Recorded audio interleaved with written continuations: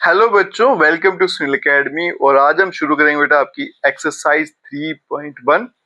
कुछ important question है बेटा इसमें, और ग्राफिकल मेथड पे भी बेस्ड क्वेश्चन है जो एग्जाम में आपको पूछे भी जाते हैं।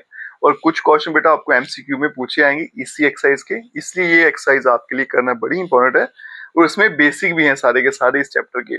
अगर आप वीडियो देखते हो तो लाइक जरूर करें और चैनल को लाइक सब्सक्राइब शेयर कमेंट जरूर करें।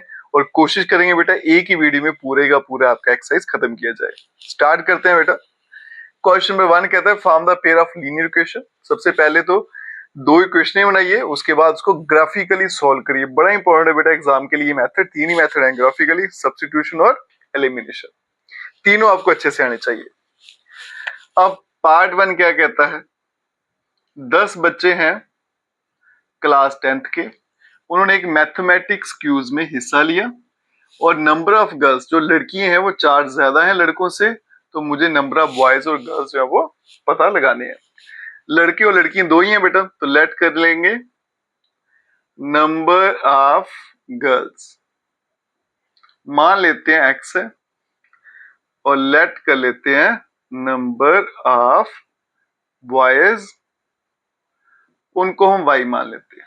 ठीक है जी, लड़की x होगी, लड़के y।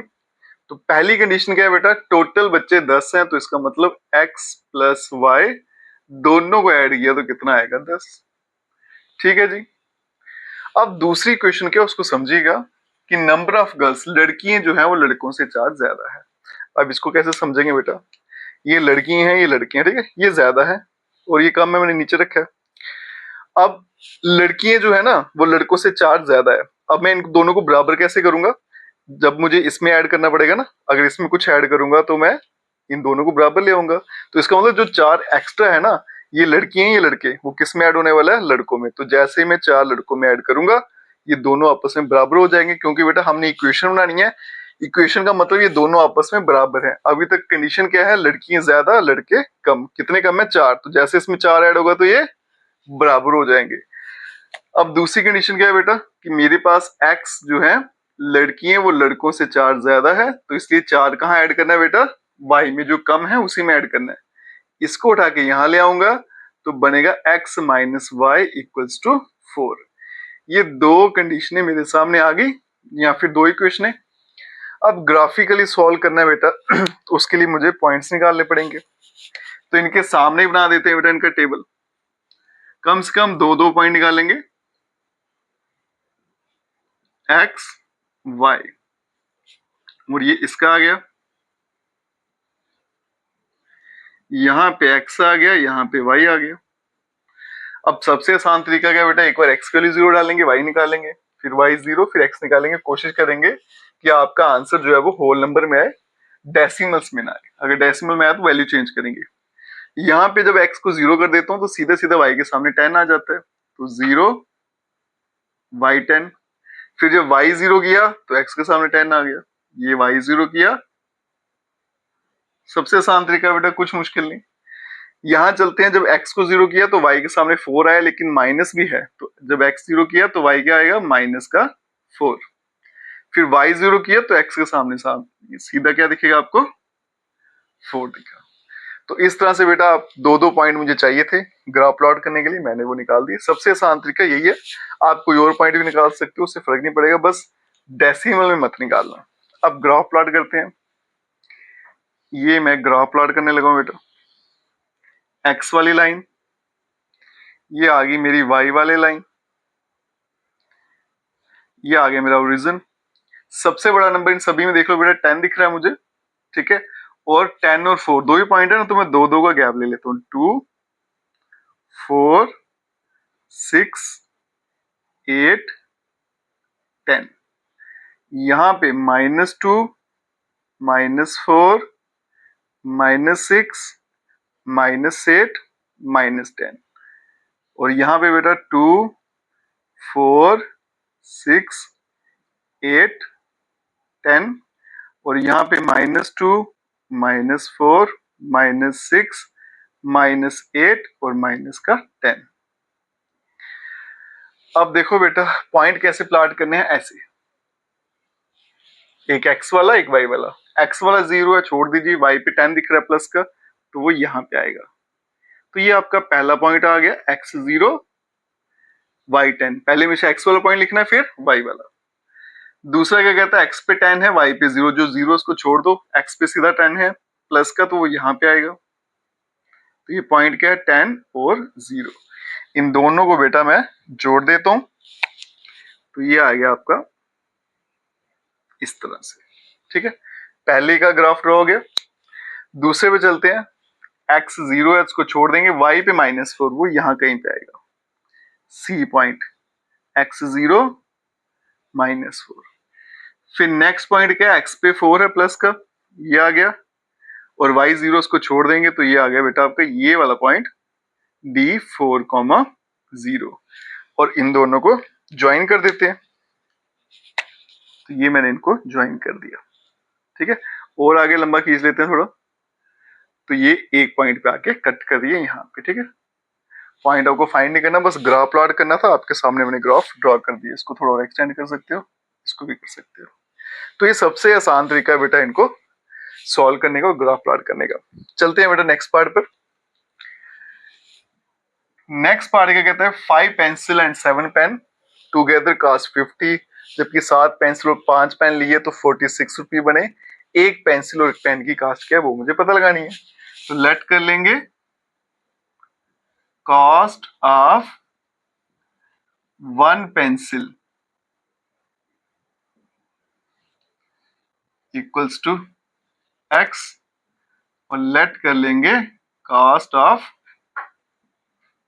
1 पेन, वो लेट कर लेंगे हम y। ठीक है, अब 5 पेंसिल लिया तो कितने का आ गया बेटा 5x, 7 पेन लिए तो 7y के, दोनों को ऐड कर दिया तो आंसर कितना बन गया 50। दूसरी बार उसने क्या किया बेटा, 7 पेंसिल और 5 पेन लिए, 7 पेंसिल मतलब 7x, पेन 5 लिए तो 5y, और पैसे बन गए 46 रुपये। दो ही क्वेश्चन आ गई। अब मुझे क्या करना है बेटा, टेबल बनाना है, दो दो पॉइंट निकालने हैं, तो सामने ही बना लेते हैं। ये आ गया, ये x आ गया, ये y आ गया, और दूसरा टेबल यहां बना लेते हैं,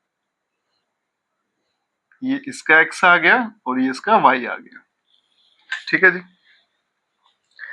अब क्या करना है मुझे, सबसे आसान तरीका जो होता है वो कहता है x की वैल्यू 0 डालती है। देखो बेटा जैसे मैं x की वैल्यू 0 डाल देता हूँ ना यहाँ पे, तो 7y इक्वल 50, 7 वहां जाएगा तो 50 से डिवाइड करना पड़ेगा 7, है ना। तो 7 से 50 तो कटेगा नहीं, तो इसका मतलब 0 वाली वैल्यू यहाँ पे फेल होगी।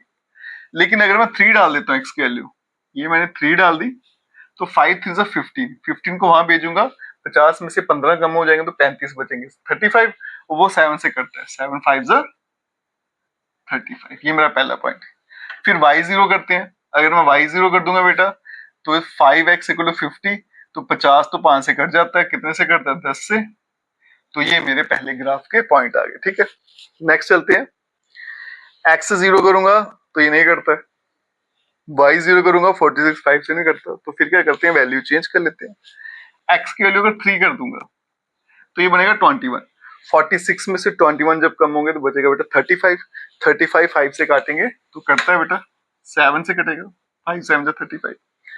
नेक्स्ट देखिए बेटा, अगर मैं यहाँ पे 8 डालूं, 8 7 जा 56, 46 माइनस 56 क्या आएगा, माइनस का 10, 10 तो 5 से कटेगा, वो क्या आएगा माइनस का 2। ये कब आया, जब x की वैल्यू मैंने 8 डाली।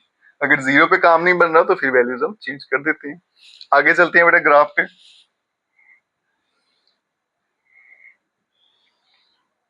ये प्लस का x, यहाँ पे माइनस के आएंगे, ये y प्लस का, और ये y माइनस के आएंगे। ठीक है, यहाँ पे मैंने डैश नहीं लगाया था, डैश लगा देता हूँ।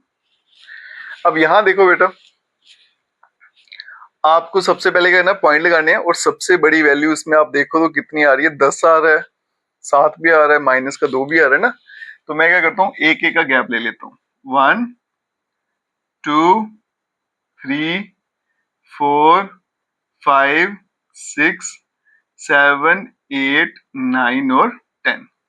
लेने को मैं 2 का ही ले सकता हूँ, लेकिन आपको समझाने के लिए बेटर क्या रहेगा बेटा कि एक एक का गैप ले लें, -1 -2 -3 -4 आ गया, -5 -6 -7 -8 आया, फिर -9 आया, यहाँ कहीं जाके माइनस का 10 आ जाएगा।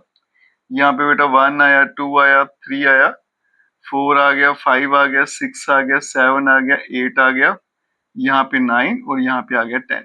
इसी तरह से यहाँ पे बेटा -1 -2 -3 -4 -5 -6 -7 -8 -9 और माइनस का 10 आ जाएगा। ठीक है, अब पॉइंट प्लॉट करते हैं तो उसका तरीका क्या रहता है, एक x वाली वैल्यू लेनी है, एक y वैल्यू। तो x पे बेटा +3 यहाँ आएगा, y पे 5 प्लस का वो यहाँ कहीं आएगा। अब ये दोनों पॉइंट कहाँ जुड़ रहे हैं बेटा, यहाँ कहीं आके ना, इसको आगे की तरफ शेड करेंगे, इसको ऊपर की तरफ ले जाऊं तो ये लाइनें यहाँ कट कर रही है, तो इसका मतलब पॉइंट मेरा यहाँ पे बनेगा। तो ये पहला पॉइंट बन गया जिसका नाम A दे लेते हैं, 3,5। आगे चलते हैं बेटा दूसरे पे, x पे 10 है, y पे 0, y पे 0 लेंगे नहीं तो x पे सीधा 10 है, तो यहाँ पे बनेगा दूसरा पॉइंट B जिसका नाम है 10,0 और दोनों को मैं जोड़ देता हूँ और इसको थोड़ा सा एक्सटेंड भी कर देते हैं। ठीक है, ये पहली लाइन का ग्राफ आ गया। दूसरे पे चलते हैं, x पे 3 है और y पे आ गया 7, तो 7 यहाँ पे है, तो ये दोनों यहाँ कहीं पे आके कैंसिल हो रहे हैं, यहाँ पे दोनों लाइनें मिल रही हैं, तो ये बन गया मेरा C.3,7। फिर x पे बेटा 8 है और y पे -2, वो दोनों पॉइंट यहाँ कहीं पे आके कट होंगे, तो ये बन गया D.8 -2। अब इन दोनों को जोड़ना है, तो मैं इन दोनों को अगर जोड़ूं तो कुछ इस तरह से जुड़ेगा। ठीक है, तो ये इस क्वेश्चन का ग्राफ आ गया। ठीक है, तो अगर आप ग्राफ पेपर बनाओगे तो अच्छे से आपको समझ आएगा कहाँ पे लाइनें कट हो रही हैं, कहाँ पे नहीं हो रही। तो ग्राफिकल मेथड भी एग्जाम के लिए बड़ा इंपॉर्टेंट है बेटा, और एग्जाम में ये क्वेश्चन जो है वो पूछा भी जाता है इस पर बेस्ड। चलिए बच्चों, अब हम चलते हैं क्वेश्चन नंबर 2 पे। छोटे छोटे क्वेश्चन है बेटा, लेकिन एग्जाम के लिए बड़े इंपॉर्टेंट है। 1 मार्क्स या 2 मार्क्स में ये क्वेश्चन आपको पूछे जा सकते हैं, तो इसलिए हम इनको छोड़ नहीं सकते। आइए समझे बेटा, ये बेसिक क्वेश्चन है और बेसिक जो वीडियो थी मैंने पहले से बना दी हुई है, जिन बच्चों ने नहीं देखी है वो वहां जाके इसको देख सकते हैं, फिर ये क्वेश्चन आराम से सॉल्व हो जाएंगे। तो एक क्वेश्चन करेंगे डिटेल में, बाकी थोड़ा स्पीड में। अब क्वेश्चन क्या कहता है, on comparing the ratios, ratio को कंपेयर करिए और पता लगाइए कि ये जो लाइंस हैं ये पैरेलल है, कोइंसिडेंट है या फिर इंटरसेक्टिंग लाइन है।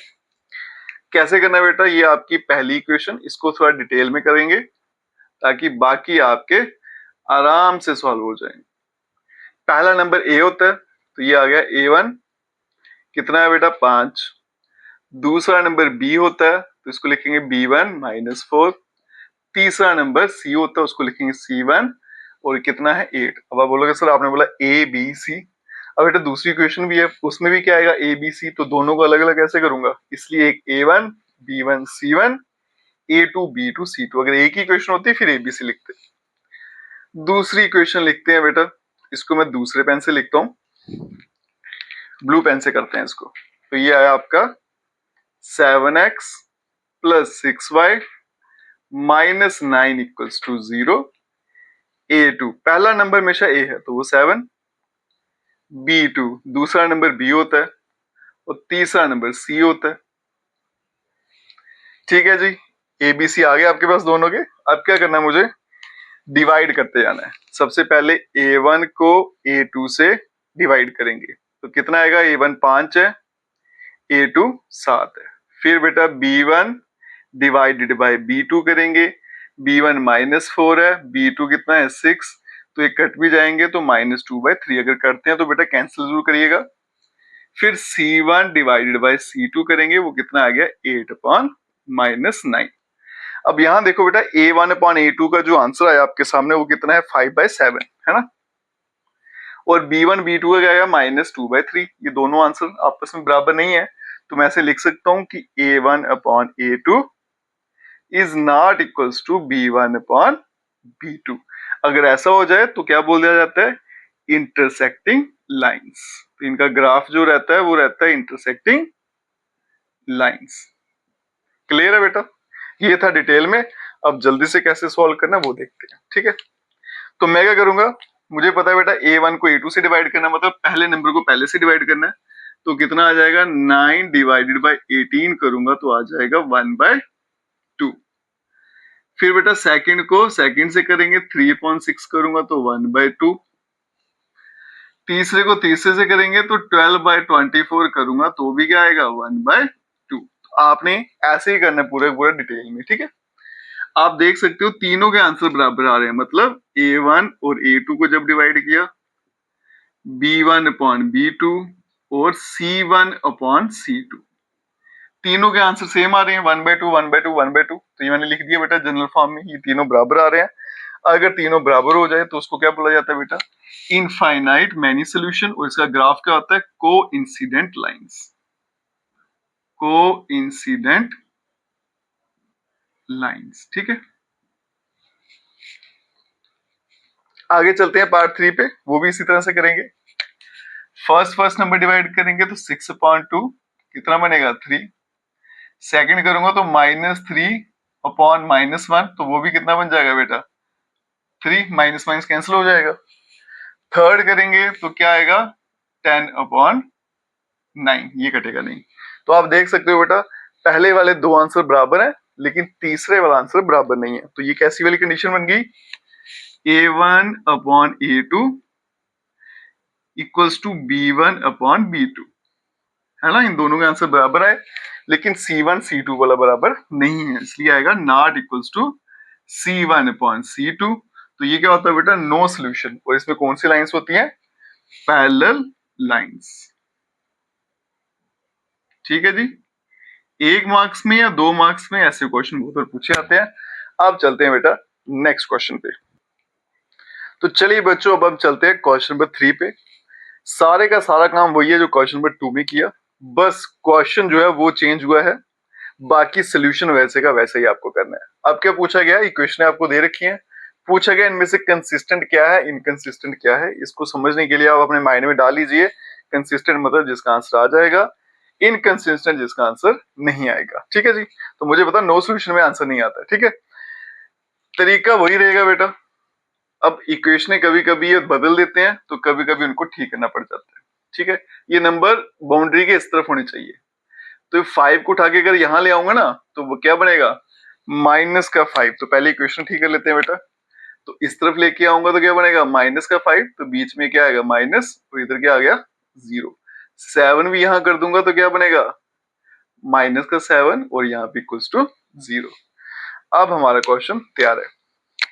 पहला नंबर पहले से डिवाइड करेंगे तो क्या आया 3/2। दूसरे को करूंगा तो क्या आया बेटा 2/-3, और तीसरे को किया तो क्या आया 5/7। आप देख सकते हो पहला आंसर और दूसरा आंसर बराबर नहीं है। तो क्या कंडीशन लगी, पहला क्या था A1/A2 is not equals to B1/B2, ठीक है जी। ये दोनों अगर बराबर नहीं है तो उसको क्या बोला जाता है यूनिक सोल्यूशन, और ये क्या रहता है बेटा कंसिस्टेंट,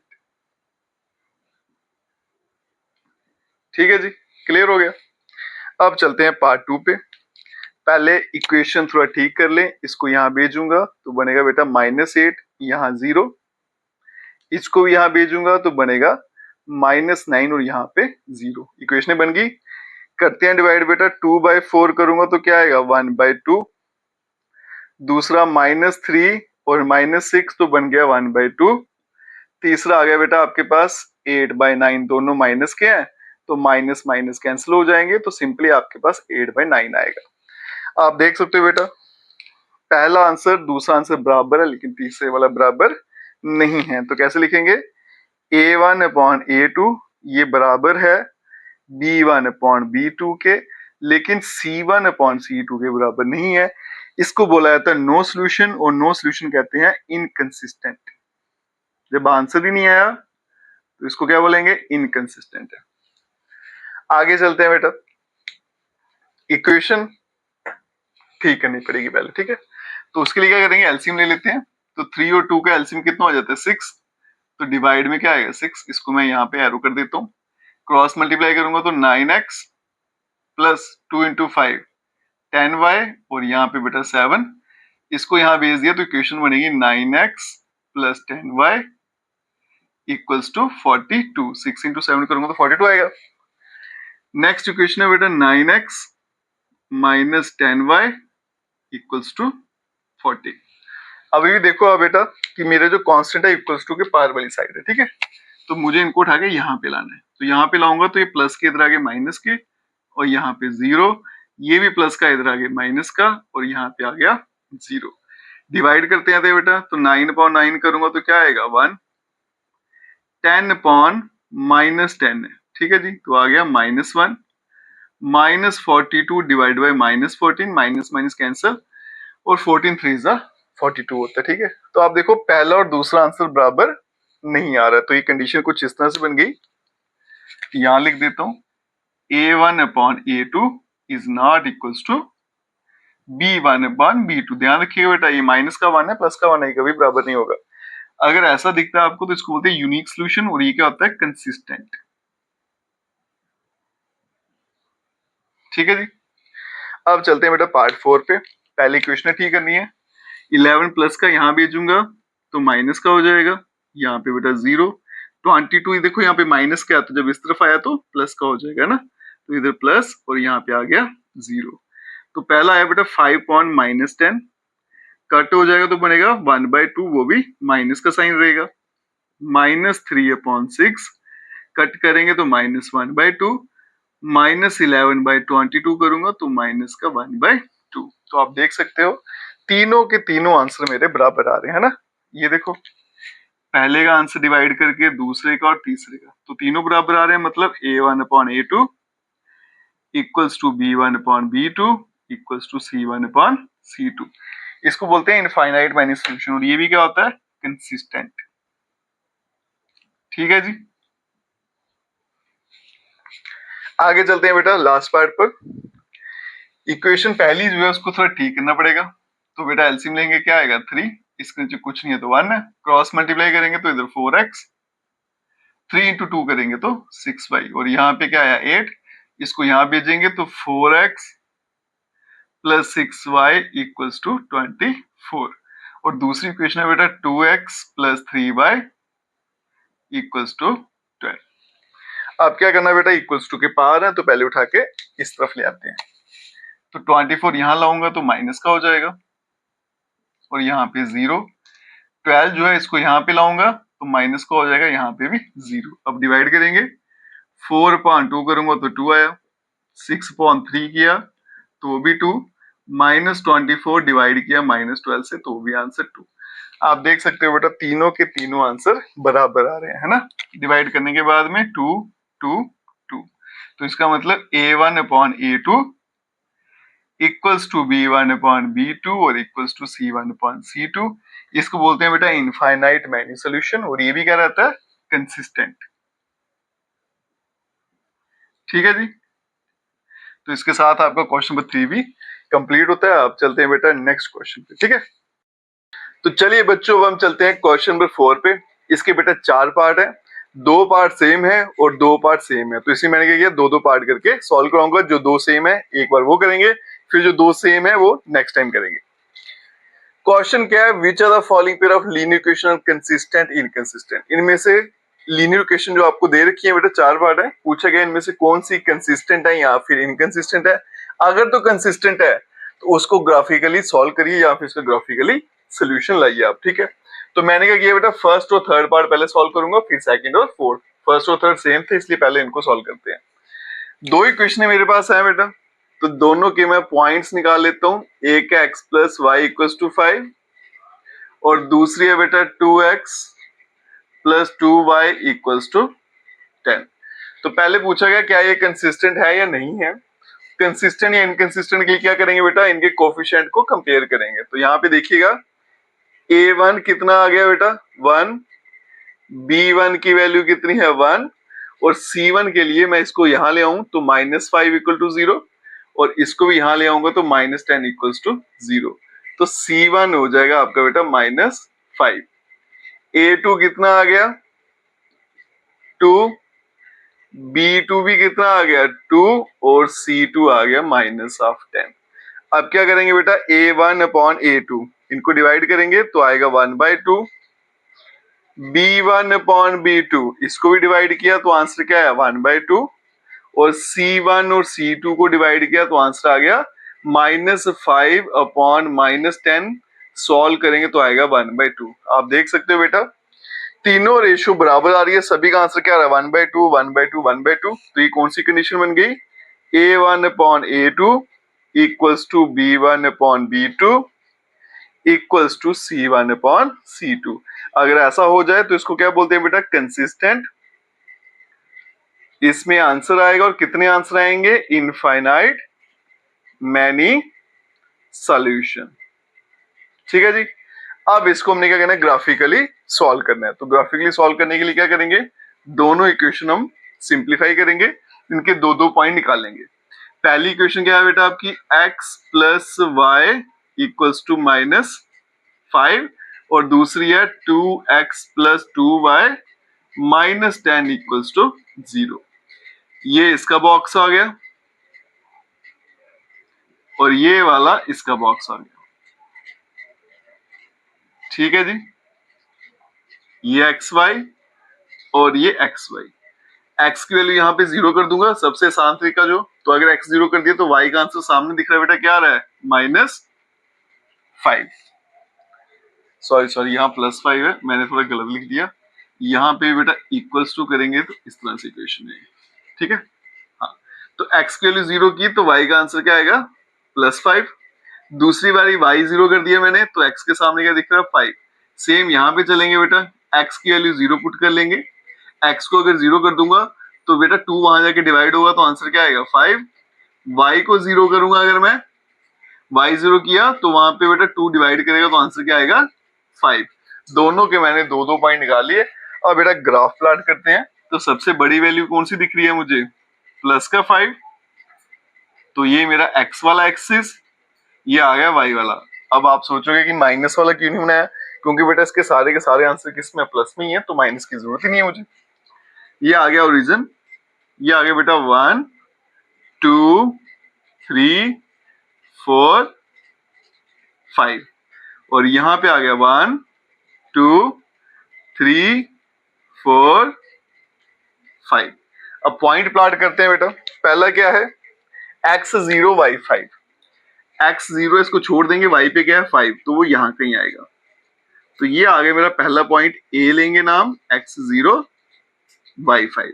फिर क्या है बेटा x पे 5, वो आ गया ये यहाँ पे। कौन सा पॉइंट आ गया, b पॉइंट, x पे 5 और 0।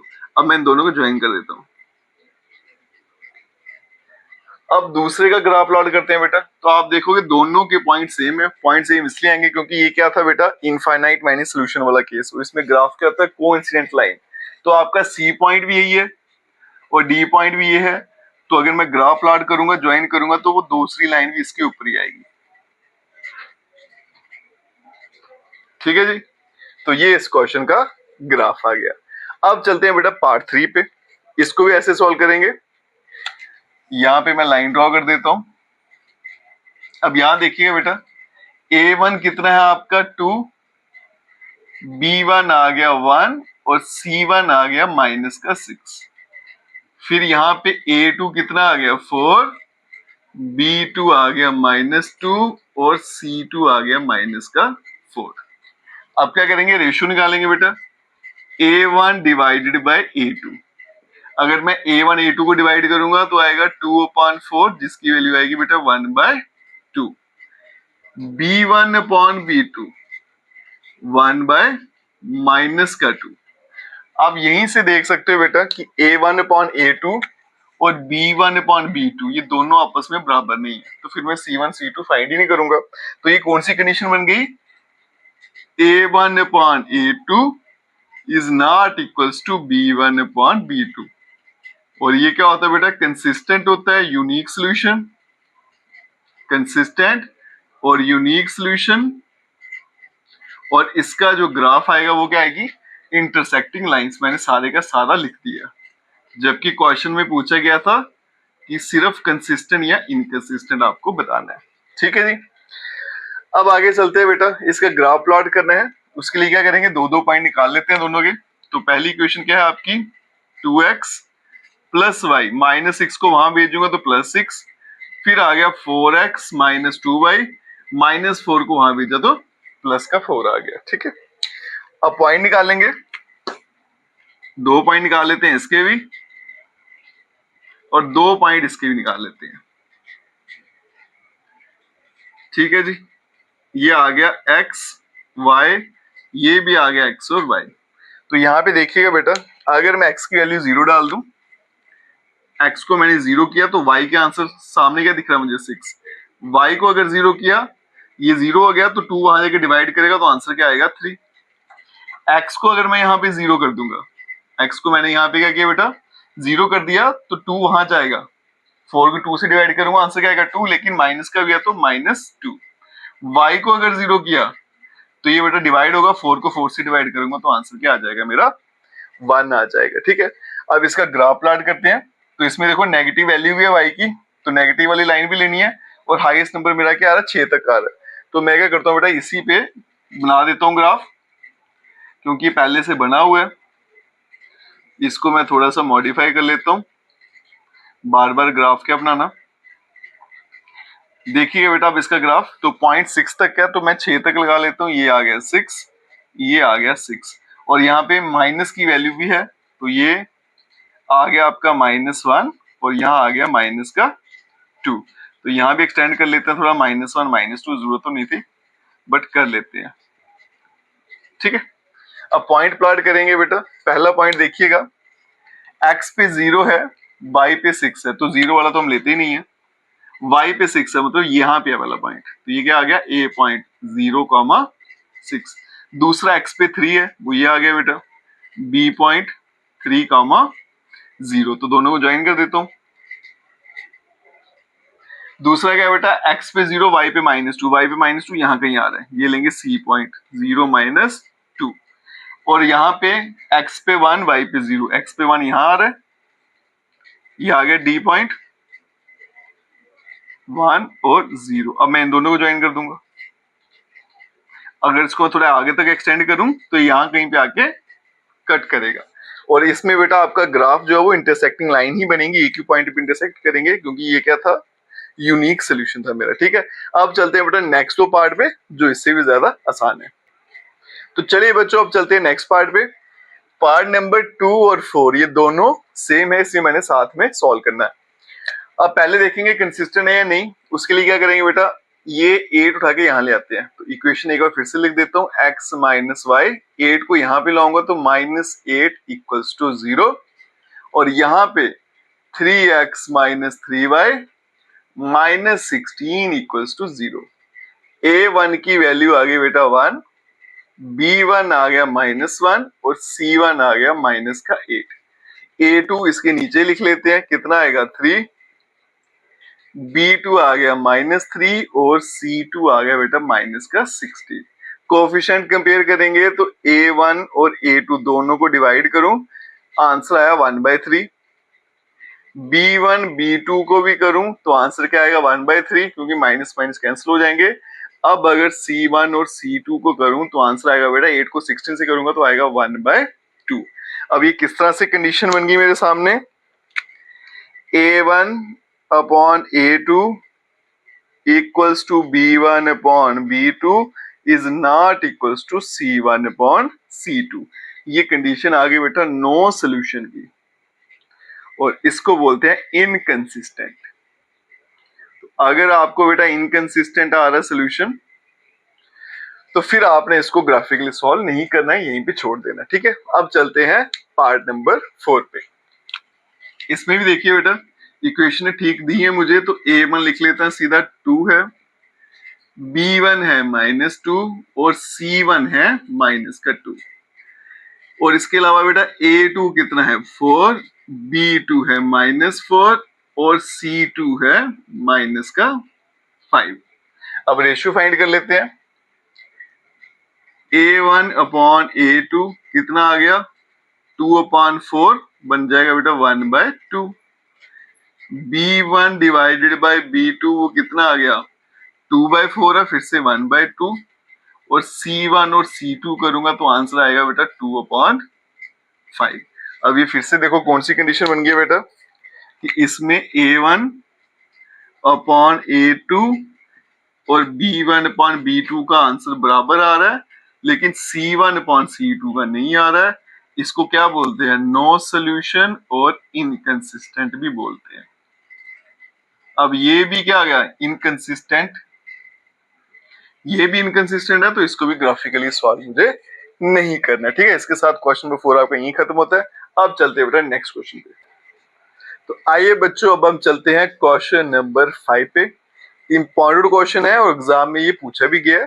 आइए पहले क्वेश्चन को अंडरस्टैंड करें बेटा। Half the perimeter of A rectangular garden. तो गार्डन जो है बेटा वो रेक्टेंगल शेप में है, मुझे बस इतना समझ आया, रेक्टेंगल एक बार। ठीक है, उसके बाद में लेंथ जो है is 4 metre more than the width. Length जो है वो 4 मीटर बड़ी है ब्रेड्थ से। Is 36, find the dimension of the garden. अब इस लाइन को बीच में आने की वजह से ना थोड़ा सा मीनिंग बदल जाता है। तो आप इसको अगर छोड़ दोगे, लिखा half the perimeter of A rectangular garden is 36, तो फिर सेंस बनती है। मतलब पेरीमीटर अगर आधा कर दो, आप 2 से डिवाइड कर दो, तो आंसर क्या आता है? 36। ये लाइन जब बीच में आ जाती है तो बच्चा फिर कंफ्यूज हो जाता है। आप इस लाइन को छोड़ दीजिए, बस इतना पढ़िए, half the perimeter of rectangular garden is 36। तो पेरीमीटर को 2 से डिवाइड करो, आंसर क्या आएगा? 36। फाइंड क्या करनी है मुझे? Dimension of the garden. अब रेक्टेंगल शेप है तो डायमेंशन क्या होंगे? एक लेंथ होगी, एक ब्रेड्थ। तो लेट कर लेते हैं, लेंथ जो है रेक्टेंगुलर गार्डन की वो है बेटा आपकी x मीटर, और लेट कर लेते हैं विड्थ जो है ऑफ गार्डन वो है y मीटर की। अब क्वेश्चन में क्या लिखा है कि लेंथ जो है is 4 metre more than the width. अब ये भी बड़ी कंफ्यूजिंग स्टेटमेंट है बच्चों के लिए। अब यहाँ देखो बेटा, इतना तो समझ आता है कि लेंथ जो है वो विड्थ से बड़ी है, मतलब लेंथ यहाँ है, विड्थ यहाँ है। ठीक है जी, तो ऐड किस में होता है बेटा? जो हमेशा कम होता है। तो मुझे 4 ऐड करना है, तो किस में करूंगा? विड्थ में। बस ऐसे याद रखना, एक बड़ा है एक छोटा है, और ऐड हमेशा किस में होगा? छोटे में होगा। तो यहाँ से मुझे ये समझ आता है कि लेंथ जो है वो ज्यादा है। मोर आ गया ना, लेंथ इज मोर, मतलब लेंथ जो है वो ज्यादा है। तो इसका मतलब 4 जो ऐड होगा वो किस में होगा? विड्थ में। तो पहली स्टेटमेंट क्या कहती है? According to question,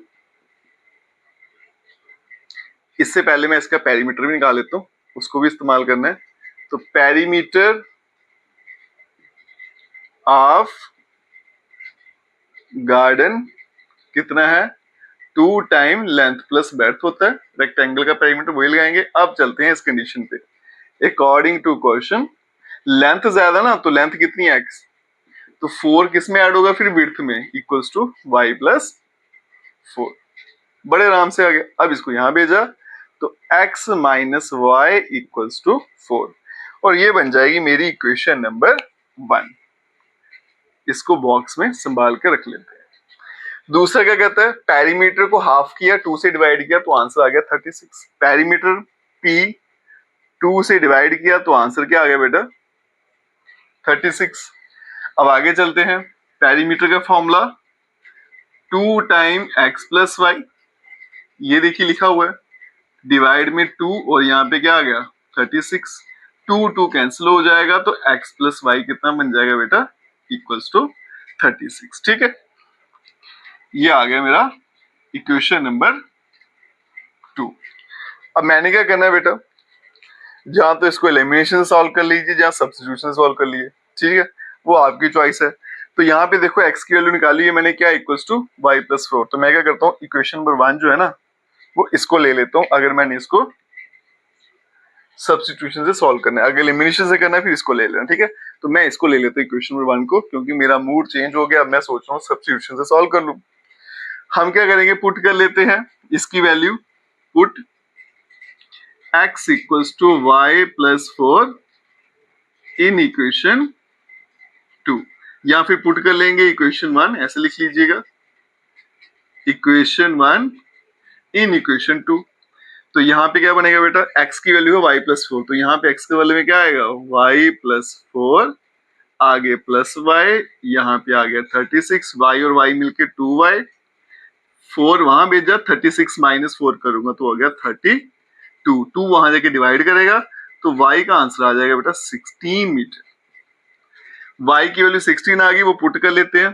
put value of y in equation 1। y के वैल्यू यहां डाल देता हूं तो 16 प्लस 4, x का आंसर क्या आ जाएगा 16 प्लस 4 और ये हो जाएगा 20 मीटर। तो इसका मतलब जो लेंथ है गार्डन की, जिसको मैंने x मान के चल रहा था बेटा, वो कितनी है 20, और जो विड्थ है जिसको y मान के चल रहा था वो कितनी है 16 मीटर। और यही इस क्वेश्चन मुझे फाइंड करना था बेटा। इंपॉर्टेंट क्वेश्चन है इसलिए क्योंकि स्टेटमेंट थोड़ी सी कंफ्यूजिंग है, इसको सिंपल कैसे बनाना वही मैंने आपको सिखा दिया। अब चलते हैं बेटा नेक्स्ट क्वेश्चन पे। तो आइए बच्चों चलते हैं क्वेश्चन नंबर 6 पे।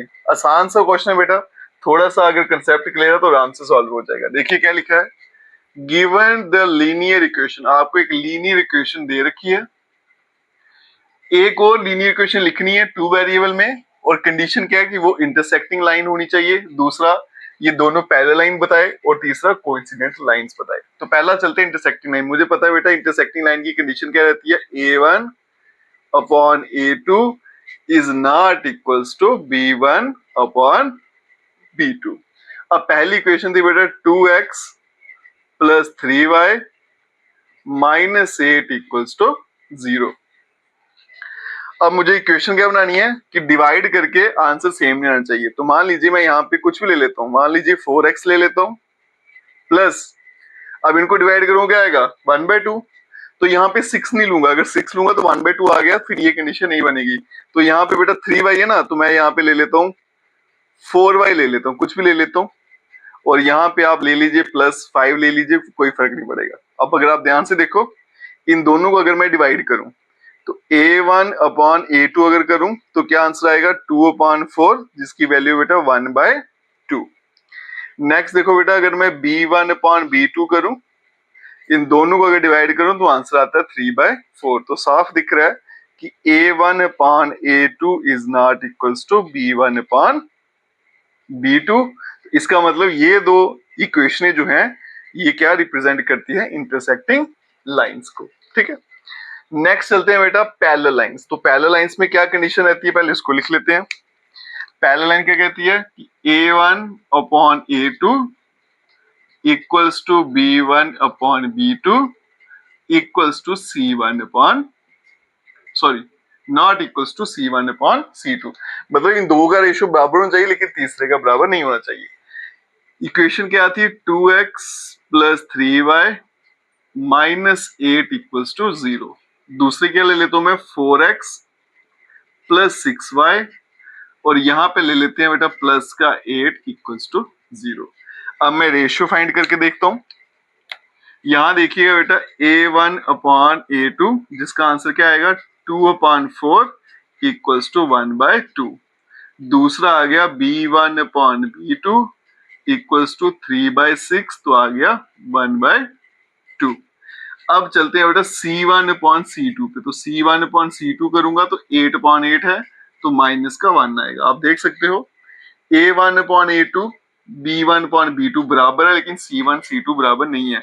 तो ये क्या कंडीशन बन गई, A1 upon A2 equals to B1 upon B2 is not equals to C1 upon C2। तो ये क्या रिप्रेजेंट करेंगी, पैरेलल लाइंस। तीसरा था मेरे पास बेटा कोइंसिडेंट लाइन। कोइंसिडेंट लाइन की कंडीशन क्या रहती है, A1 upon A2 equals to B1 upon B2 equals to C1 upon C2। Divide करके सभी का आंसर सेम आना चाहिए। अब देखो बेटा, ये क्या इक्वेशन थी 2x plus 3y minus 8 equals to 0। यहाँ पे लिखिए 4x प्लस 6y, और यहाँ पे लिख लेते हैं बेटा माइनस 16 इक्वल्स टू 0। जब ऐसा करूंगा तो A1 अपॉन A2 साफ दिख रहा है बेटा 2/4 1/2, B1 अपॉन B2 3/6 1/2, और C1 अपॉन C2 8/16 करूंगा तो आंसर क्या आएगा 1/2। तो इसका मतलब मेरा A1 upon A2 equals to B1 upon B2 equals to C1 upon C2 बराबर आ रहा तीनों। तो ये दो लाइनें जो हैं, ये दो इक्वेशनें जो हैं, ये कोइंसिडेंट लाइन को रिप्रेजेंट करते हैं। अब चलते हैं बेटा इस एक्सरसाइज के लास्ट क्वेश्चन पे, और इंपॉर्टेंट भी है। तो चलिए बच्चों चलते हैं इस एक्सरसाइज के लास्ट क्वेश्चन में। इंपॉर्टेंट क्वेश्चन है बेटा, एग्जाम में पूछा जा सकता है। ग्राफिकल मेथड से इसको सॉल्व करना है, ग्राफ ड्रॉ करना है आपको। दो इक्वेशनें मुझे दे रखी हैं, फिर बताना है coordinate of the vertices of triangle found by these lines and the x axis and shade the triangle region. जब आप इसका ग्राफ बनाओगे तो आपके सामने एक ट्रायंगल बनेगा, उस ट्रायंगल के वर्टिसेस क्या होंगे वो आपको बताने हैं और फिर ट्रायंगल को शेड भी करना है। काम वही है बेटा, दो इक्वेशन दी हैं, दो दो पॉइंट निकालेंगे इनके। तो ये है बेटा x माइनस वाई प्लस 1 को मैं वहां भेज देता हूं तो -1। दूसरी है बेटा 3x प्लस 2y -12 वहां भेज दिया तो आ गया प्लस का 12। अब हम क्या करते हैं, बॉक्स बनाते हैं और दो दो पॉइंट निकालते हैं इनके। ये आ गया मेरा x, ये आ गया y, और यहां पे भी दो पॉइंट निकालते हैं। ये आ गया मेरा बेटा x, ये y। अब सबसे आसान तरीका जो रहता है वही फॉलो करेंगे। x की वैल्यू 0 डालेंगे। यहाँ पे जब x को 0 कर दिया मैंने बेटा, x यहाँ से हट गया तो माइनस माइनस कटेगा तो y का आंसर y का आंसर 1 आ गया। y को जब 0 पुट किया तो x के सामने क्या आएगा, -1। यहाँ पे चलते हैं, x की वैल्यू 0 डाल देता हूँ। तो जब x को 0 किया बेटा तो 2 वहां जाके डिवाइड होगा तो क्या आएगा 6। फिर y को 0 कर देते हैं, जब y 0 किया 12 को 3 से डिवाइड करेंगे, आंसर क्या आ जाएगा 4। दो पॉइंट निकल गए बेटा। अब मुझे क्या करना है, ग्राफ प्लॉट करना है। सबसे बड़ी वैल्यू 6 है और x में -1 भी मुझे दिख रहा है, ठीक है। तो हम क्या करते हैं, यहाँ पे बड़ा सा ग्राफ बना लेते हैं। तो ये मैं ग्राफ प्लॉट करने जा रहा हूँ बड़ा सा। ये आ गया आपका माइनस का x plus y minus y और प्लस x, ये आ गया आपका 0। तो सबसे बड़ा आंसर देख सकते हो बेटा 6 है। तो हर लाइन पे 6 तक प्लॉट कर लेते हैं ना। तो मैं ब्लू पेन से कर लेता हूँ। तो ये आएगा बेटा 1 2 3 4 5 6, -1 -2 -3 -4 -5 -6। यहाँ पे भी क्या आ गया 1 2 3 4 5 6, और यहाँ पे भी आ गया बेटा -1 -2 -3 -4 -5 -6। अब पॉइंट प्लॉट करते हैं एक एक करके। तो सबसे पहले बेटा देखो, यहाँ पे x 0 है, y 1 है, तो y पे प्लस का 1 है तो वो यहाँ कहीं बनेगा। तो मेरा पहला पॉइंट आ गया बेटा a, x 0 था, y प्लस का 1। दूसरा पॉइंट देखिए क्या है, x पे -1, y तो 0, इसको छोड़ दो, तो x पे -1 वो यहाँ पे आएगा। ये आ गया मेरा b पॉइंट, x पे -1 y पे 0। तीसरा आ गया मेरे पास, यहाँ पे देखिएगा x 0 है, y पे 6 है, तो y पे प्लस का 6 मेरा यहाँ पे आएगा। ये आ गया c पॉइंट, x पे 0 y पे 6 आ रहा है। फिर चलते हैं नेक्स्ट पॉइंट पे, x पे 4 है और y पे 0 है, x पे प्लस का 4 ये आ गया और y पे 0 था। अब मैं क्या करूंगा, इन पॉइंट्स को प्लॉट करते हैं और हमारा ट्राइंगल बनाते हैं। तो ट्राइंगल बनाना शुरू करते हैं बेटा। ट्राइंगल नहीं, सॉरी, पहले मुझे ग्राफ प्लॉट करना है। तो ये पहला ग्राफ था, उसकी लाइन है, और ये दूसरे ग्राफ की लाइन है ना, कुछ इस तरह से। अगर मैं इसको आगे एक्सटेंड कर दूं तो मेरे सामने एक ट्राइंगल बन गया। एक ये पॉइंट आया, एक ये आ गया और एक ये आ गया। इस पॉइंट को हम नाम दे लेते हैं बेटा ई पॉइंट नाम दे लेते हैं। अब इसके सामने देखो, मुझे यहाँ पे 2 दिख रहा है और नीचे क्या दिख रहा है 3, तो मैं लिख देता हूँ 2,3। लेकिन ग्राफ पेपर में जब आप बनाओगे तो आपको आराम से दिख जाएगा इसके सामने पॉइंट कौन सा है, नीचे पॉइंट कौन सा है। मैंने तो रफली बनाया हुआ तो इसलिए हो सकता है पॉइंट गलत हो, लेकिन ग्राफ पेपर पे आपको एग्जैक्ट दिख जाएगा जो भी पॉइंट होगा। तो मेरे वर्टिसेस पूछे थे ट्राइंगल के, तो पहला वर्टिसेस क्या आना बेटा, ये वाला -1 0, दूसरा क्या है 4 0 और तीसरा क्या आ गया 2 3। हो सकता है गलत हो, एग्जैक्ट आंसर ग्राफ पेपर से पता चल जाएगा, ठीक है। और फिर उसके बाद में शेड करना था मुझे, तो मैं इसको शेड भी कर देता हूँ। ओके, ये और यहीं पे ये क्वेश्चन जो है बेटा वो खत्म हो जाता है और ये एक्सरसाइज भी खत्म हो जाती है। तो इसको लिख देते हैं बेटा दी एंड। तो अगर आप वीडियो देखते हो तो लाइक जरूर करिएगा, चैनल को लाइक सब्सक्राइब शेयर कमेंट जरूर करें। Best of luck.